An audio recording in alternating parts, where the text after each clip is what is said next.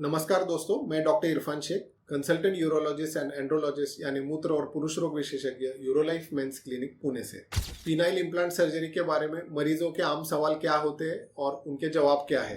आज मैं उन सबसे कॉमन सवालों के बारे में जवाब दूंगा जो पीनाइल इम्प्लांट सर्जरी के बारे में पेशेंट मुझे पूछते हैं। सबसे पहला सवाल होता है कि पीनाइल इम्प्लांट सर्जरी के बारे में क्या मैं पिता बन सकता हूँ।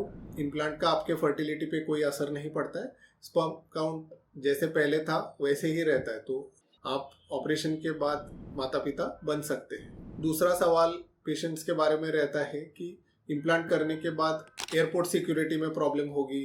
मेटल डिटेक्टर्स कई जगह पे आजकल होते हैं तो वहाँ पे प्रॉब्लम होगी।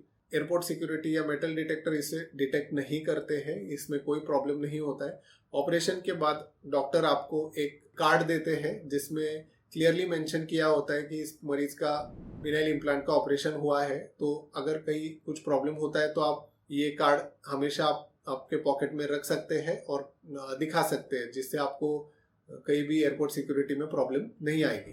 तीसरा सवाल या तीसरा क्वेश्चन रहता है कि ऑपरेशन के बाद हम लोग एमआरआई करा सकते हैं या नहीं। आप एमआरआई करा सकते हैं, लेकिन एमआरआई से पहले आपको आपके रेडियोलॉजिस्ट को मेरा पीनाइल इम्प्लांट सर्जरी हुआ है ये इन्फॉर्म करना बहुत ज़रूरी है, क्योंकि स्पेशल प्रोटोकॉल की ज़रूरत पेशेंट्स को पड़ सकती है। चौथा सवाल ये है कि इम्प्लांट की लाइफ कितनी होती है या क्या ये शॉर्ट टर्म है। आज के जो एडवांस इम्प्लांट है उनकी लाइफ 15 से 20 साल नॉर्मली चलती है और मैक्सिमम इम्प्लांट लाइफ लॉन्ग रहते हैं। कुछ कंपनियां ऐसी है कि इम्प्लांट पे लाइफ लॉन्ग वारंटी प्रोवाइड करती है। पांचवा सवाल ये है कि ऑपरेशन के बाद मैं साइकिलिंग कर सकता हूँ या नहीं। तो पहले 3 से 4 महीने तक प्रिकॉशन लेना ज़रूरी है, उसके बाद आप नॉर्मल साइकिलिंग अगर आप पहले भी करते थे तो शुरू कर सकते हैं, उसमें कोई रुकावट नहीं है। छठा सवाल है कि क्या मैं वेट लिफ्टिंग कर सकता हूँ या नहीं है। तो ऑपरेशन के 6 वीक्स के बाद आप ग्रेजुअली लो वेट के साथ शुरू कर सकते हैं। ऐसे पेशेंट्स जिनको हेवी वेट लिफ्टिंग का आदत है या वो एक्सरसाइज करते हैं हेवी वेट से, तो वो ग्रेजुअली अपने नॉर्मल वेट लिफ्टिंग शेड्यूल को पहुंच सकते हैं। सातवां क्वेश्चन ये है कि इम्प्लांट इन्फेक्टेड हो जाए तो क्या होता है। तो सबसे पहले इम्प्लांट के बाद इन्फेक्शन ना होना, इसके लिए प्रिकॉशन लेना या सही स्टेरिलिटी प्रोटोकॉल का इस्तेमाल करना ज़रूरी है। अगर कुछ इन्फेक्शन हो जाता है तो जल्द से जल्द ट्रीट करना ज़रूरी है।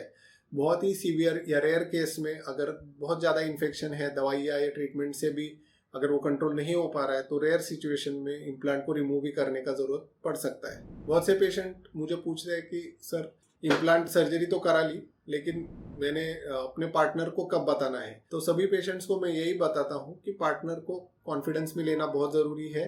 एज सुन एज पॉसिबल आपको बताना चाहिए। इनफैक्ट ऑपरेशन से पहले ही पार्टनर से डिस्कशन या उनके कुछ डाउट है तो वो क्लियर करवाना ज़रूरी है। ऑनेस्टी आपके रिलेशनशिप के लिए भी बहुत इंपॉर्टेंट है।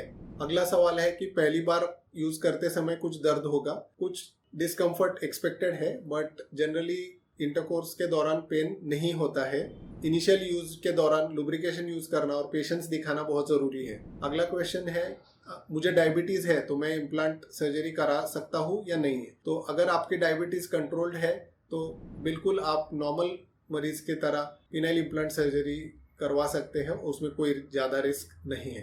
क्या heart patient penile implant surgery करा सकते हैं। इसमें 2 प्रिकॉशन लेना ज़रूरी है। आपकी जो ब्लड थिनर मेडिकेशंस है वो कार्डियोलॉजिस्ट की सलाह से हमें बंद करना पड़ती है, और दूसरी चीज़ आपकी जो एक्टिविटी है या डेक्स्टेरिटी है इसके अकॉर्डिंगली हमें इम्प्लांट के टाइप का चॉइस करना पड़ेगा। तो अगर ये 2 प्रिकॉशंस के साथ हम हार्ट पेशेंट्स में पीनाइल इम्प्लांट सर्जरी कर सकते हैं।